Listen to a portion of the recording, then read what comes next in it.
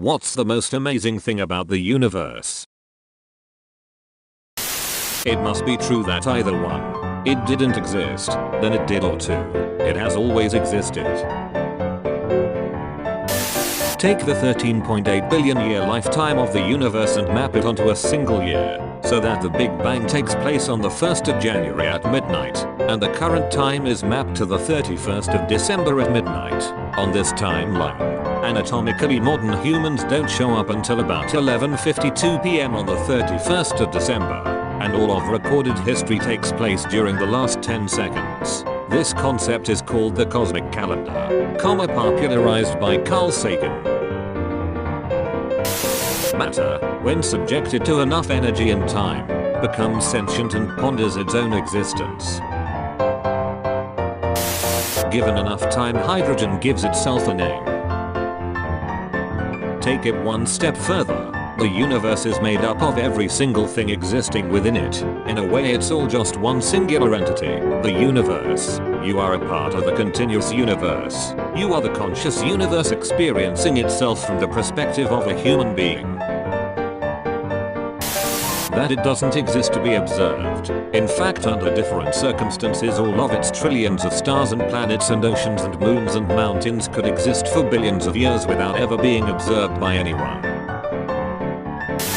How young it is. People look at the universe being 13.7 billion years old and say that is ancient. That is nothing.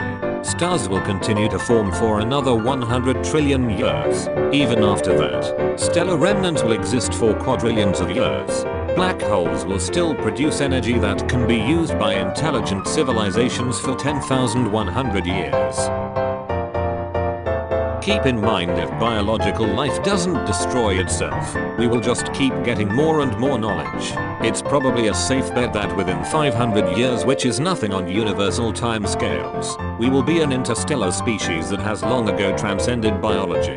There is no telling what our descendants will do for the remaining life of the universe. The 4-5 billion years of biological evolution of life on Earth will be looked at as an embryonic stage for endless quintillions of years of real life to begin post-biology. They will view the universe as their oyster, a place of infinite possibilities, while we are still just spending our days trying not to die and trying to avoid being punished by our brains with pain. Its size compared to its speed limit. Edit. The visible universe is 98 billion light years across and only 13.8 billion years old. Nothing travels faster than the speed of light. It would take you longer than the universe has existed to reach most points in the visible universe, even if you could travel at near light speed. That's if the universe was static. It's not. The universe isn't only expanding, the rate of expansion is accelerating. The size of the greater universe is estimated to be 250 times larger than the visible universe and 7 trillion light years across. The overwhelming majority of the universe can never be seen because it's growing faster than light can travel across it. Eventually, all of the visible universe will be so far away that its light will never reach us, and the visible universe will be limited to our local cluster of galaxies. Two possibilities exist. Either we are alone in the universe or we are not. Both are equally terrifying. Arthur C. Clarke. That we just don't understand it. It could be flat. It could be irregular. There could be another one. It's growing at an exponential speed. It's invisible contents. We try to learn more about it using our earthly knowledge, but there is certainly more to it. It's like trying to wrap your head around eternity. Look again at that dot. That's here. That's home. That's us. On it, everyone you love, everyone you know, everyone you ever heard of, every human being who ever was, lived out their lives. The aggregate of our joy and suffering. Thousands of confident religions, ideologies, and economic doctrines. Every hunter and forager, every hero and coward, every creator and destroyer of civilization, every king and peasant, every young couple in love, every mother and father, hopeful child, inventor and explorer, every teacher of morals, every corrupt politician, every superstar, every supreme leader, every sin and sinner in the history of our species lived there, on a mote of dust suspended in a sunbeam. Carl Sagan. Hydrogen and time equals people and planets. Imagine being transported to a parallel universe that was almost identical to our own. Somewhere out in the vastness of that universe, there is a tiny planet. This much is true in both universes. On this planet, there is a beach, and on that beach, there is a small stone. Once again, both universes are alike in this regard. Beneath that stone, however, there are several million grains of sand, and while they are in precisely the same location in each universe, one of them a tiny speck of particularly clear quartz, hewn from a larger hole millions of years before, has a single atom that is positioned a fraction of a femtometer differently than its twin in the mirror dimension.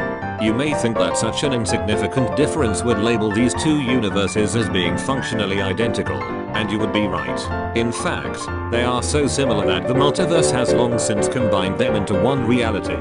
That single atom in that tiny speck of sand on that lonesome beach on a distant planet merely occupies two spaces at once, seeming to an outside observer to vibrate back and forth at a predictable rate. That every atom in existence seems to do the same is probably a coincidence. TLDR. Everything is buzzing. That every single random event since the dawn of creation, the birth and death of stars, planets and galaxies, the very genesis of life has led to you being here right now to ask this question. Plenty of things. The way we perceive the universe, in its physical form, we think it's all around us, on a cosmic scale.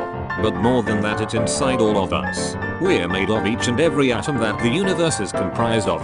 It sounds super philosophical and like something a stoned person would say, but the distinctness within our universe is what sets everyone apart. The way each of us, made up of the same elements of this universe, yet managed to be so different. Perhaps you could say the greatest and rather miraculous thing of all is in fact, life. A single human brain has as many neurons as there are stars in the Milky Way galaxy, around 100 billion. A single human brain has as many neurons as there are stars in the Milky Way galaxy, around 100 billion. We are here, if by the means of a creator or by mere chance. Our solar system lives in one of the most isolated territories in our galaxy, which is in one of the most empty parts of the universe. We are essentially nothing, in terms of the universe. If in fact the universe is truly infinite, then not even our own galaxy supercluster makes up even the smallest fraction possible of 0.000001%. Infinite number of zeros, which in turn is pretty much zero.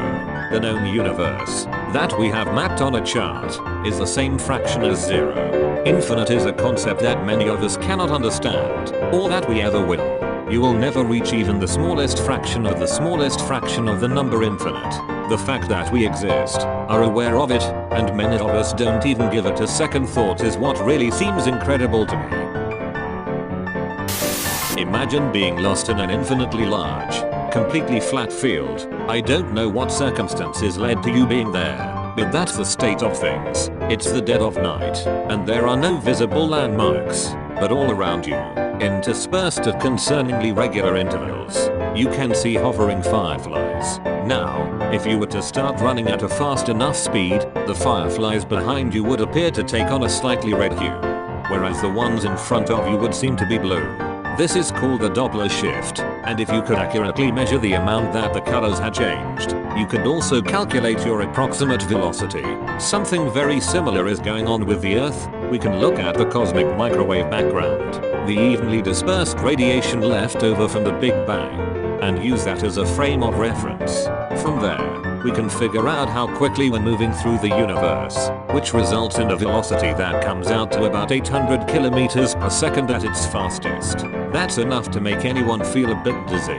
Just make sure that you keep your mouth closed. Fireflies don't taste very nice. TLDR. In the time it took you to read this, you've traveled farther than you'll ever walk. Several amazing things, there is a non-zero, small, but non-zero, chance for you to diffract through a doorway, an observer far away from a black hole. We will never see anything fall past the event horizon. Takes infinite time. However, the one falling in will see themselves pass the horizon in finite time. If you aim a laser pointer at the moon, and flick your wrist, The dot can move faster than the speed of light.